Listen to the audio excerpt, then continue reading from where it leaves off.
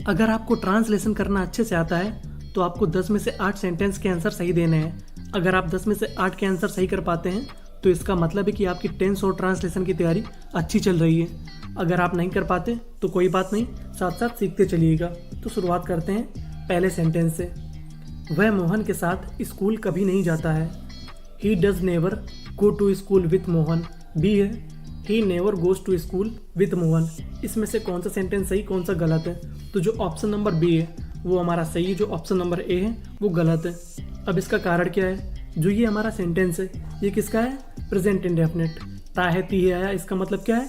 Present indefinite. एक बड़ा simple सा रूल होता है। रूल क्या है? अगर प्रेजेंट इंडेफिनिट और पास्ट इंडेफिनिट टेंस के निगेटिव टेंस में कभी नहीं आए तो उस सेंटेंस में हम लोग हेल्पिंग वर्ब नहीं लगाते। तो इसका फॉर्मूला क्या बनता है? सबसे पहले सब्जेक्ट, फिर नेवर, फिर मेन वर्ब, उसके साथ एस या ईएस। अगर टेंस हमारा पास्ट इंडेफिनिट है तो वर्ब की सेकेंड फॉर्म, फिर उसके बाद ऑब्जेक्ट। तो हमारा सेंटेंस क्या बनेगा? He never goes to school with Mohan. यानी सब्जेक्ट के बाद क्या आएगा? नेवर, ना कि हेल्पिंग वर्ब। 2. मैं तुम्हारे घर में खाना क्यों नहीं खाता हूँ? Why do I not eat the food in your house. B why do not I eat the food in your house. तो इसमें कौन सा सही कौन सा गलत? तो इसमें जो ऑप्शन नंबर ए है वो हमारा सही होगा, जो ऑप्शन नंबर बी है वो गलत होगा। इसका कारण क्या? एक सिंपल सा कारण है। अगर सेंटेंस इंटेरोगेटिव और नेगेटिव हो तो हम लोग हमेशा एक काम करते हैं, हमेशा सब्जेक्ट यानी कर्ता के बाद क्या करते हैं हम लोग? नॉट लगाते हैं। कर्ता के बाद क्या करते हैं हम लोग? नॉट। सब्जेक्ट के बाद नॉट। तो सेंटेंस क्या है हमारा? मैं तुम्हारे घर में खाना क्यों नहीं खाता हूँ। तो Y do I not. Subject क्या है हमारा? आई। आई के बाद क्या आएगा? नॉट, ना कि हेल्पिंग वर्ब के बाद। 3. सुरेश और रमेश फुटबॉल खेल रहे हैं। Suresh and Ramesh are playing the football या Suresh and Ramesh is playing the football. तो इसमें जो ऑप्शन नंबर ए है वो हमारा सही होगा, जो ऑप्शन नंबर बी है वो हमारा गलत होगा। अब इसका कारण क्या है? इसका कारण ये है कि अगर सब्जेक्ट में दो प्रॉपर नाउन हो, सब्जेक्ट क्या है हमारा? सुरेश और रमेश, ये है क्या? Proper noun. अगर सब्जेक्ट में दो प्रॉपर नाउन हो और वे एंड से जुड़े हों, किससे जुड़े हों? एंड से जुड़े हों, तो हम लोग हेल्पिंग वर्ब प्लूरल लगाते हैं। इज क्या है हमारी?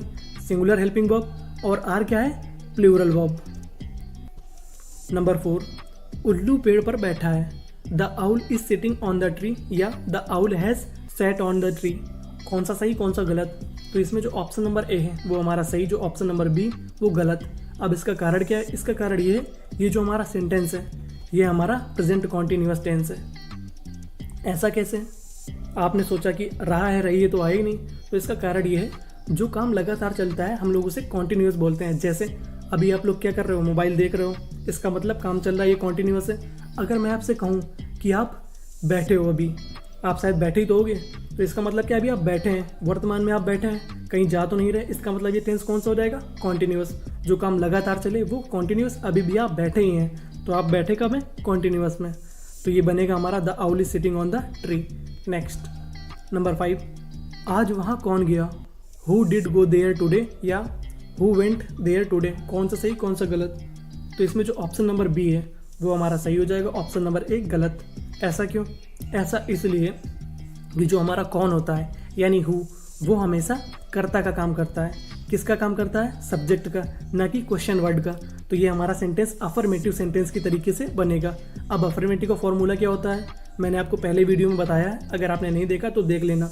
फॉर्मूला होता है subject plus verb plus object. तो हु क्या हो गया हमारा? सब्जेक्ट, वेंट क्या है? वर्ब, उसके बाद object.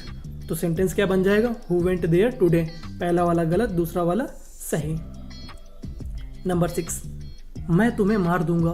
I will kill you या आई शैल किल यू। तो इसमें जो ऑप्शन नंबर ए है आई विल किल यू, ये सही हो जाएगा, ऑप्शन नंबर बी गलत हो जाएगा।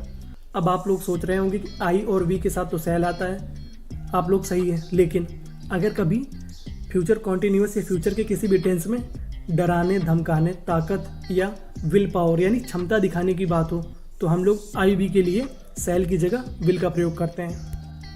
7. मैं और तुम उसे पीट रहे थे। I and you were beating him या you and I were beating him.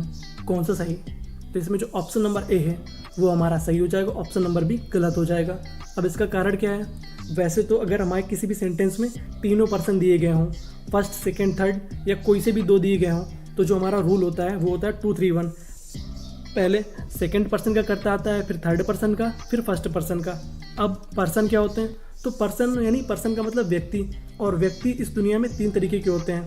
पहला वो जो बोलते हैं, बोलता कौन है? आई और वी। और जो सुनता है वो होता है सेकेंड पर्सन। हम लोग जिनके बारे में बात करते हैं तो वो होते हैं थर्ड पर्सन, यानी ही सी इट। तो 3 तरीके के हमारे पर्सन होते हैं, फर्स्ट सेकेंड थर्ड। जो पहला है हमारा वो आई, भी, और दूसरा you, third person he see it they या किसी का नाम। तो क्रम क्या रहता है हमारा? 231। पहले सेकेंड पर्सन आता है, फिर फर्स्ट पर्सन। लेकिन अगर कोई उल्टा काम किया जाए, किसी को मारा पीटा जाए, तो हम लोग जो क्रम रखते हैं वो रखते हैं 1 2 3। तो इसका हो जाएगा ऑप्शन नंबर ए सही, ऑप्शन नंबर बी गलत।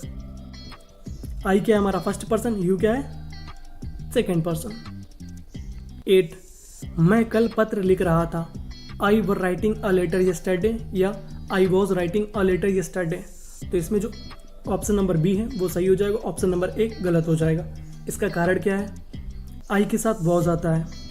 जो हमारा आई है, आई पूरी इंग्लिश में खाली 2 जगह सिंगुलर है, एक एम के साथ, एक वॉज के साथ, एक प्रेजेंट कॉन्टिन्यूअस के साथ, एक पास्ट कॉन्टिन्यूअस के साथ। और बाकी सभी जगह आई क्या हमारी? प्लूरल। आपको आंख बंद करके प्लूरल हेल्पिंग वर्ब लगानी है। लेकिन अगर प्रेजेंट कॉन्टिन्यूअस हो, पास्ट कॉन्टिन्यूअस हो, तो आपको आई के साथ एम और वॉज लगाना है।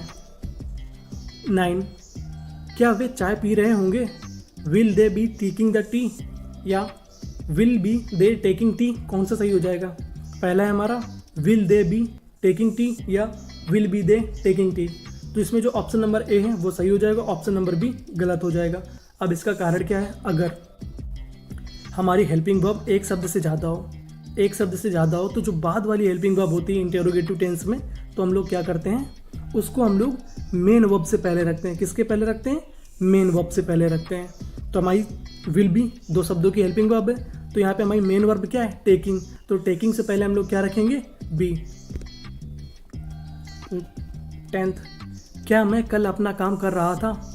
Was I doing my work yesterday या was I doing his work yesterday? तो इसमें जो ऑप्शन नंबर ए है वो हमारा सही हो जाएगा, ऑप्शन नंबर बी गलत हो जाएगा। इसका कारण क्या है? अगर आई आया है तो अपने काम के लिए हम लोग माई लगाएंगे, ना कि हिज। हिज का मतलब होगा उसका, और ये है क्या? ये हमारा पॉजेसिव एडजेक्टिव। जब आपको मैं एडजेक्टिव पढ़ाऊंगा तो उस टॉपिक में मैं इसको कवर कर दूंगा। तो थैंक यू फॉर वॉचिंग। आपको स्कोर बताना है कि कितना हुआ आपका।